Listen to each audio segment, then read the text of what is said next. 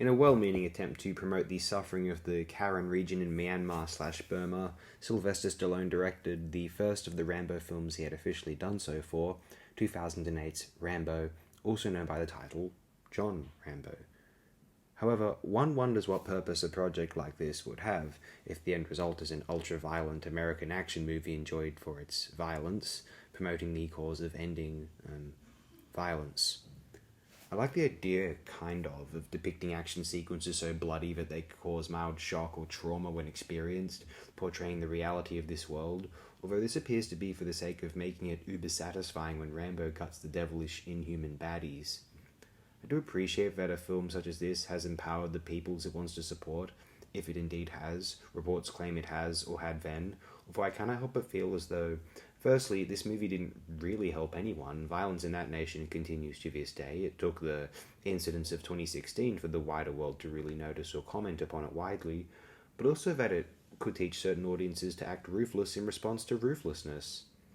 Hey, the film pulls no punches. Sometimes violence is the only way. Maybe. But why portray a Christian missionary as having fulfilled a character arc via stoning a man to death and it be a net positive? There's no consistency here, from my perspective. But fuck, it's a fun, stupid, bloody action romp, and impressive as a piece of filmmaking, or at least extremely adequate. It is thoroughly post Black Hawk Down, Tears of the Sun, Blood Diamond, or Apocalypto. It reminds me of Mel Gibson, Clint Eastwood, or other conservative quasi-dinosaur film directors who are considered legacy legends, although they eschew an auteur's muse in favour of functional, appealing, and short entertainment, and highly formal and considered cinematic composition. They follow the rules to a degree which makes a cinesnob like me feel as though I'm supposed to disdain it as one-note propaganda.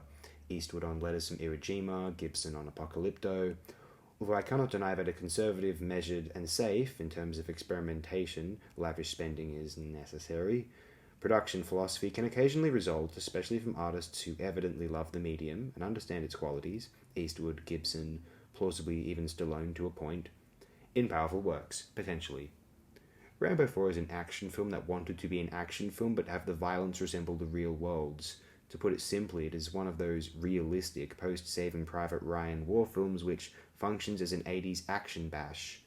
So, what the fuck? Who is it for? As a production, I'm impressed, sure, but I'm just left wondering, in the long run, who is this for?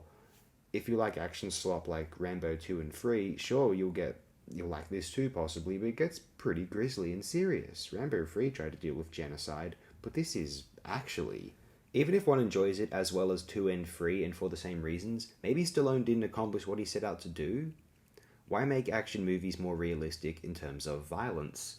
For them to be more enjoyable as action films, or to dissect, analyze the concept and potential concerns lurking beneath the production and enjoyment of action films?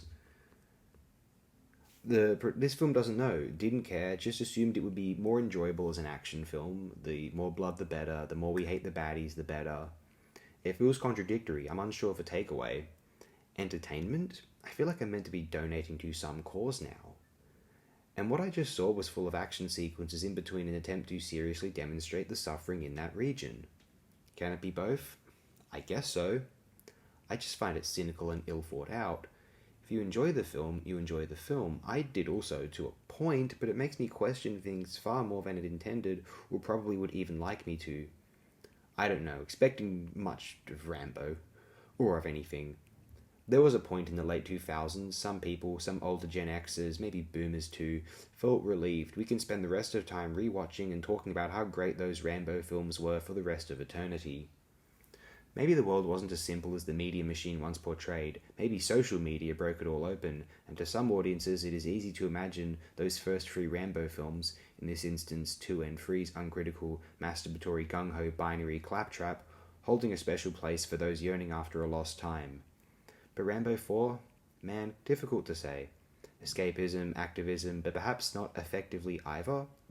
Maybe it is about how quickly we resort to enjoying the suffering of bad guys? But you tried to make it enjoyable, so who are you to question anyone else? I don't know. I really don't, but who even does? Let me know if you do, however. Thanks again, my friends. Be as well as you have ever.